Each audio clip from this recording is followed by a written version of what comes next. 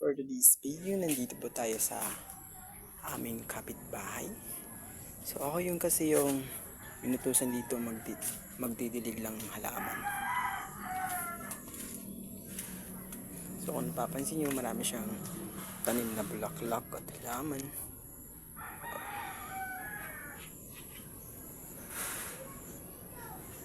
Ito yung orchid na tinatawag, o yung nakalagay sa bunot.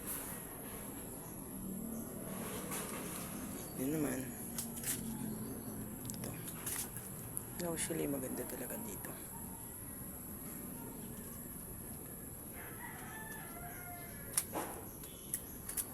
Kahit sa loob ng bahay nila, dito sa harabes, may mga pananim din.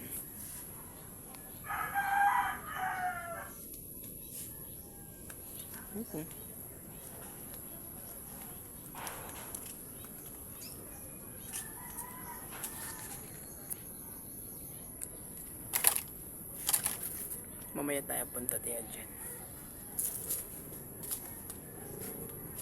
Ito yung bahay ng aming kapitbahay. Marami siyang pananim talaga, guys. So kita nyo, wow.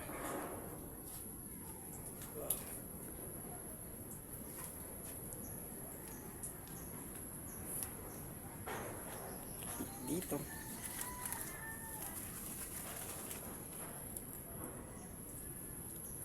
ang ganda.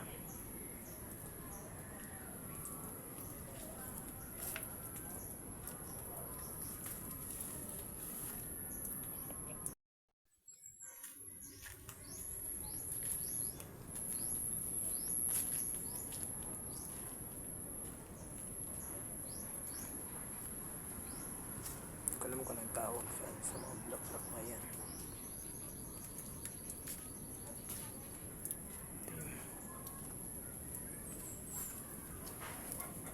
Bulaklak. Sabi ko, may bayabas. Malalaki yung bayabas dito nila. So, may star fruit din sila. Daming bunga. Tingnan natin. Ang palaki. Ang laki ng bayabas, oh. Kunin ko to. Nandito pa. Wow. Pwede na to. At sakit nun. Ito, tusok to. Ano pa to? Ayan, tinatawag na miracle fruit. Dito tawag sa amin. Siguro pwede na to kainin. Ganito kalaki. Sabi pa naman ng may-ari, pwede akong kumuha. Pag may hinog na daw, so yan, pwede. So ayun, pwedeng kainin siya. Kinuha ko na din to. So ayun pa yung kukunin ko yun.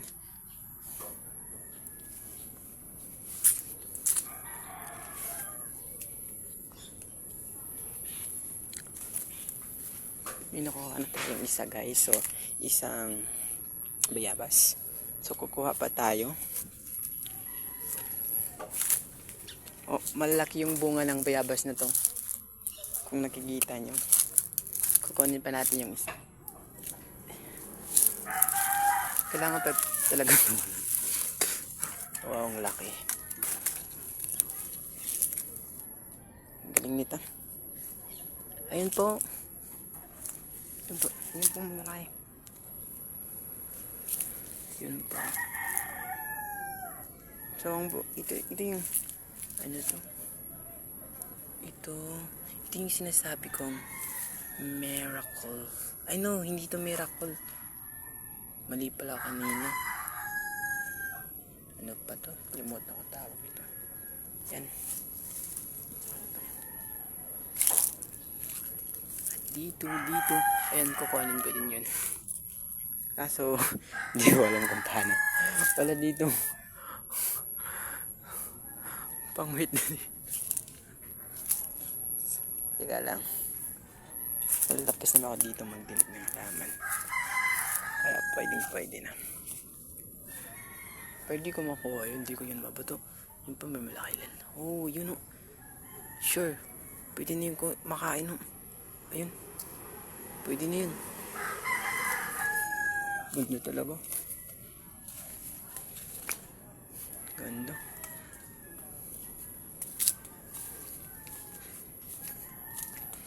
At dalawang to. Sabihan naman ako ng may-ari na pwede itong kunin, kaso kailangan ko pa. Tanong ito kung pwede ko kunin.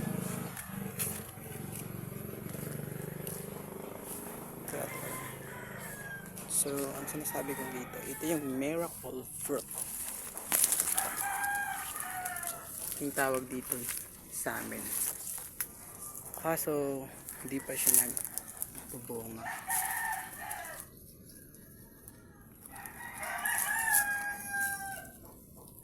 Tapos may bayabas. Kasi ayaw nang kumain. Sobrang hinog na. May balimbing dito. Or tinatawag na star pot, pero sa amin balimbing tawag dito.